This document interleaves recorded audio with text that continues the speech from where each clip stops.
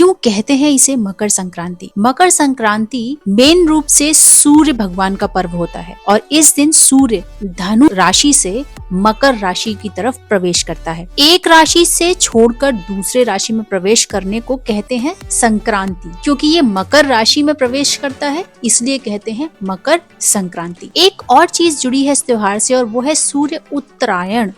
अब इसका क्या मतलब है? तो जैसा कि मैंने आपको ऑलरेडी बताया कि सूर्य से रिलेटेड ये त्योहार है। इस दिन सूर्य दक्षिणायन से अपनी दिशा बदलकर उत्तरायण की तरफ जाता है और धीरे धीरे क्या होता है, धीरे धीरे दिन की जो लंबाई है वो बढ़ने लगती है और रात की जो लंबाई है वो छोटी होने लगती है। इसलिए मकर संक्रांति को उत्तरायण नाम से भी जाना जाता है। अब तीसरी बात आती है जो बहुत इम्पोर्टेंट है कि इस दिन पतंग का महोत्सव भी होता है। पहले सुबह सूर्य उदय के साथ ही पतंग उड़ाना शुरू कर दिया जाता है और पतंग उड़ाने के पीछे का जो मेन रीजन है वो ये कि कुछ घंटे सूर्य के प्रकाश में आप बिताएं। तो ये समय सर्दी का होता है और इस मौसम में सुबह का जो सूर्य का प्रकाश होता है वो हमारी बॉडी के लिए सबसे ज्यादा अच्छा हो। तो ये है पतंग का महोत्सव मनाने का एक रीजन।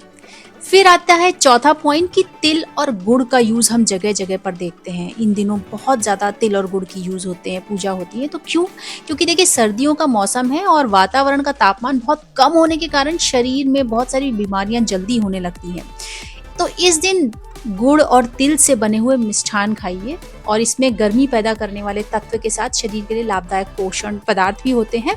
तो इस दिन खास तौर से तिल और गुड़ के लड्डू खाए जाते हैं। अब आता है कि मकर संक्रांति के दिन मैंने बचपन से सुना है कि इस दिन स्नान करना चाहिए, सर धो के नहाइए, आप दान करिए, पूजा करिए। तो ऐसा क्यों होता है? देख, शनिदेव सूर्यदेव के ही पुत्र हैं और सूर्यदेव शनिदेव से नाराज थे। लेकिन आज ही का वो दिन होता है जिस दिन वो अपनी नाराजगी छोड़कर शनिदेव के घर जाते हैं और इस दिन पवित्र नदी में स्नान, दान, पूजा ये सब करने से बहुत सारे पुण्य मिलते हैं।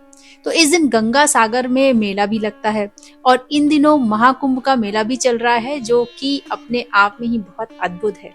तो अगर हो सके, अगर पॉसिबल हो तो सभी महाकुंभ में जाकर के स्नान जरूर कीजिए। अच्छा, लास्ट का पॉइंट आज के वीडियो का है कि बहुत इंपॉर्टेंट चीज है जिसकी वजह से ये त्योहार ना सिर्फ हमारे नॉर्थ इंडिया में मनाया जाता है बल्कि हमारे देश में और जगहों पर भी ये त्योहार मनाया जाता है, लेकिन अलग अलग नाम से। इसके पीछे का रीजन है कि ये फसलें लहलहाने का पर्व है।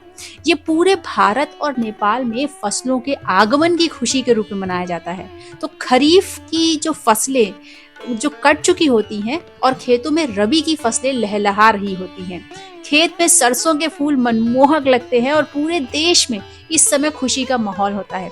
अलग अलग राज्यों में, दक्षिण भारत में इस त्योहार को पोंगल के रूप में मनाया जाता है, उत्तर भारत में इसे लोहड़ी कहा जाता है और मध्य भारत में इसे संक्रांति कहा जाता है। तो मकर संक्रांति को उत्तरायण, माघी, खिचड़ी आदि नामों से भी जाना जाता है। तो ये एक ऐसा त्योहार है जो बहुत सारे जगह हमारे भारतवर्ष में मनाया जाता है, लेकिन इसके नाम अलग अलग हैं, लेकिन सबका मकसद सिर्फ एक ही है। तो जल्दी से बताइए कि क्या आज आपने दान, पूजा ये सब की, खिचड़ी खाई या पतंग उड़ाई? आई होप कि आज का ये वीडियो आपको पसंद आया होगा और आपको क्या करना है, आपको इसे करना है लाइक, शेयर, सब्सक्राइब और ज्यादा से ज्यादा आप लोगों को इस फेस्टिवल के बारे में बताइए क्योंकि ये हमारी भारतीय संस्कृति है। Thank you for listening. Listen कहानियां।